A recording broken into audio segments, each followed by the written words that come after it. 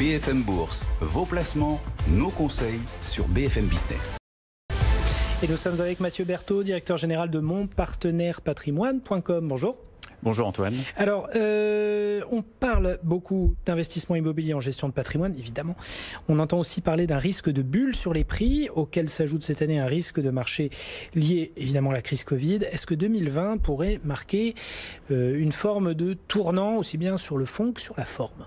Alors, il est encore un peu tôt pour en tirer tous les enseignements, mais ce qu'on constate quand on regarde des indicateurs en cette fin d'année, c'est que le marché immobilier, globalement, résiste bien dans cette année qui est vraiment hors norme. Par exemple, au niveau des transactions, du nombre de transactions immobilières, comme l'indiquait la ministre du Logement il y a quelques semaines, certes, elles ont baissé, mais on reste sur des niveaux à peu près équivalents à 2018, 900 000 transactions, ce qui est plutôt encourageant. Et également, on ne constate pas d'effondrement dans les projets immobiliers des clients. C'est-à-dire que si on projette à la fin d'année, en termes de production de crédit immobilier, on va être sur des niveaux sensiblement équivalents à 2019. Et à côté de ça, si on regarde les placements qui sont adossés au marché immobilier et notamment les SCPI, d'une part on constate pas de retrait et puis par ailleurs en termes de rendement on est sur des niveaux qui devraient arriver autour de 4-10% pour cette année comparé à 4,40 l'année dernière, ce qui fait que comparé à des placements sans risque c'est vraiment très satisfaisant, hein, pas de risque aujourd'hui, pas de rendement, et puis comparé à des placements boursiers, effectivement en termes de volatilité ça peut être tout à fait intéressant d'être investi en immobilier.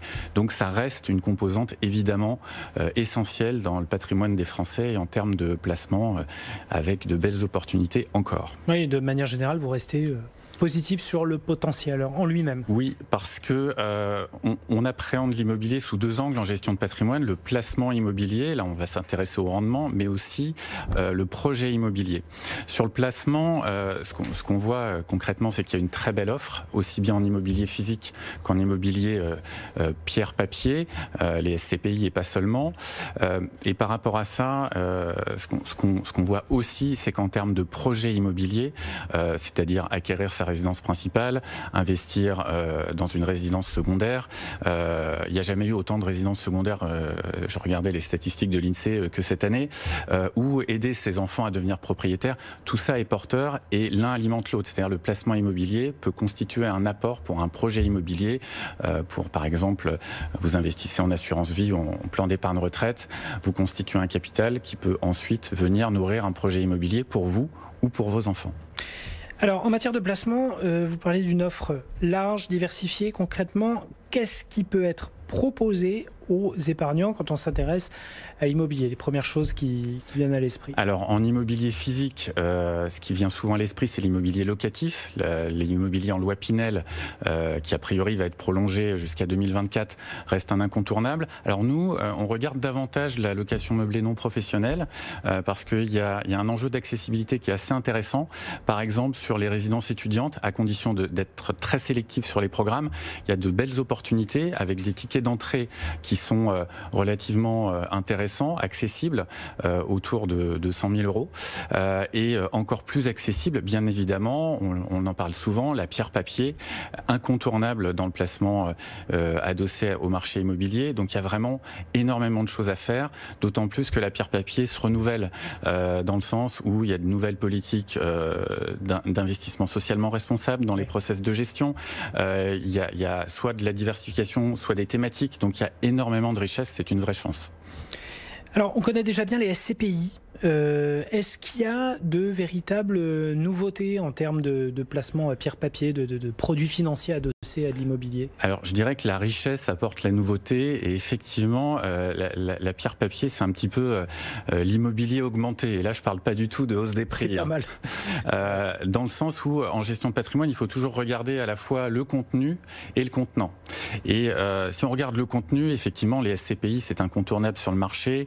Sur les 3 premiers trimestres de l'année 2020, c'est à peu près 4,5 milliards de collecte nette, une offre extrêmement large qui permet de faire une véritable allocation d'actifs immobiliers. On connaît aussi les OPCI qui ont un essor un peu plus récent, qui ont un avantage notamment en termes de liquidité. On connaît un peu moins, on utilise un peu moins, mais ça se développe les SCI, donc les sociétés civiles à vocation immobilière, qu'on retrouve dans les enveloppes assurantielles, assurance vie ou plan d'épargne retraite, qui ont un avantage, plusieurs avantages, une exposition totalement immobilière, une façon de fonctionner qui est plus souple, avec notamment un enjeu de liquidité qui est meilleur comparé au SCPI, et puis des droits d'entrée qui sont inférieurs à ceux des SCPI. Donc aujourd'hui, de plus en plus d'acteurs les proposent et ça devient quelque chose qu'on retrouve assez facilement dans des enveloppes assurance. Je parlais du contenu. Au niveau du contenant, les SCPI, toujours, vous savez qu'on peut les détenir en direct, en pleine propriété ou en démembrement, c'est-à-dire nu propriétaire, usufruitier. Ce qui est intéressant quand vous êtes nu propriétaire, c'est d'une part que vous pouvez avoir une décote sur le prix de la part de SCPI. Ça n'entre pas dans votre impôt sur le revenu puisque ce n'est pas vous qui percevez le loyer, mais l'usufruitier. Et ça n'entre pas non plus dans le champ de l'IFI, l'impôt sur la fortune immobilière. Également, toujours en termes de contenant, parce que ça apporte vraiment, au-delà du rendement, je dirais, une valeur ajoutée aux épargnants. Vous retrouvez ces supports immobiliers dans des formules d'assurance vie, c'est très répandu, de plan épargne retraite, on en parle beaucoup en ce moment, avec une spécificité, le plan d'épargne retraite n'entre pas dans le champ de l'IFI, donc quand vous investissez au niveau de support immobilier dans le cadre d'un PER, vous ne venez pas augmenter votre assiette d'IFI si vous y êtes assujetti. Donc beaucoup de choix, c'est une chance et c'est aussi l'opportunité de se faire accompagner pour faire les bons choix parmi cette richesse d'offres et sur les différents moyens de détenir de l'immobilier. Alors se faire accompagner, c'est aussi bien se faire conseiller. Tout à fait. Un certain point à avoir en tête si l'on veut investir en immobilier selon vous ? Oui, alors c'est comme l'investissement boursier. En fait, il y a des règles, il y a deux règles d'or incontournables, mais il faut toujours les rappeler. C'est l'horizon de placement.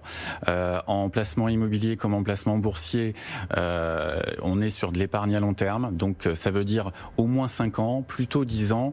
Et le plus longtemps possible, c'est le mieux, puisque c'est là qu'on va vraiment pouvoir tirer tout le potentiel de rendement de solutions d'épargne à long terme. Et l'autre aspect, c'est effectivement la diversification.